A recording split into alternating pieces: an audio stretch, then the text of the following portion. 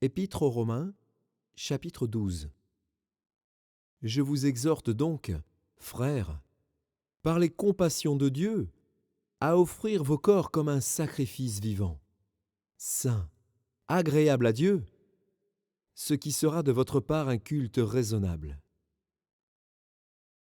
Ne vous conformez pas au siècle présent, mais soyez transformés par le renouvellement de l'intelligence, afin que vous discerniez quelle est la volonté de Dieu, ce qui est bon, agréable et parfait.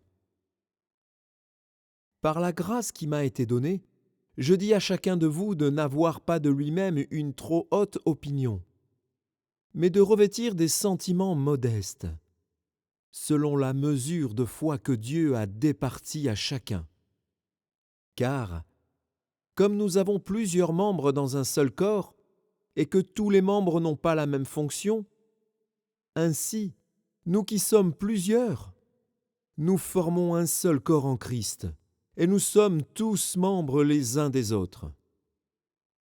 Puisque nous avons des dons différents, selon la grâce qui nous a été accordée, que celui qui a le don de prophétie l'exerce en proportion de la foi, que celui qui est appelé au ministère s'attache à son ministère, que celui qui enseigne s'attache à son enseignement, et celui qui exhorte à l'exhortation, que celui qui donne le fasse avec libéralité, que celui qui préside le fasse avec zèle, que celui qui pratique la miséricorde le fasse avec joie. Que l'amour soit sans hypocrisie. Ayant le mal en horreur, attachez-vous fortement au bien.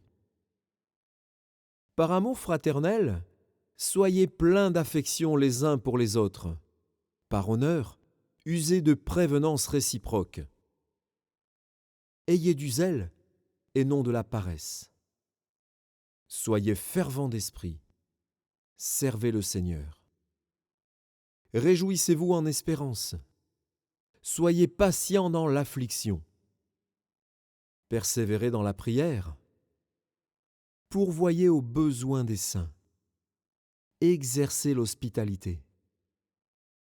Bénissez ceux qui vous persécutent. Bénissez et ne maudissez pas.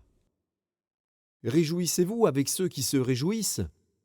Pleurez avec ceux qui pleurent. Ayez les mêmes sentiments les uns envers les autres. N'aspirez pas à ce qui est élevé, mais laissez-vous attirer par ce qui est humble. Ne soyez point sages à vos propres yeux. Ne rendez à personne le mal pour le mal. Recherchez ce qui est bien devant tous les hommes. S'il est possible, autant que cela dépend de vous, soyez en paix avec tous les hommes. Ne vous vengez point vous-même, bien-aimés, mais laissez agir la colère.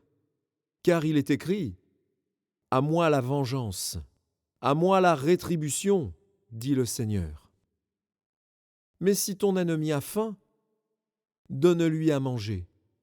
S'il a soif, donne-lui à boire. Car en agissant ainsi, tu amasseras des charbons ardents sur sa tête. Ne te laisse pas vaincre par le mal, mais surmonte le mal par le bien.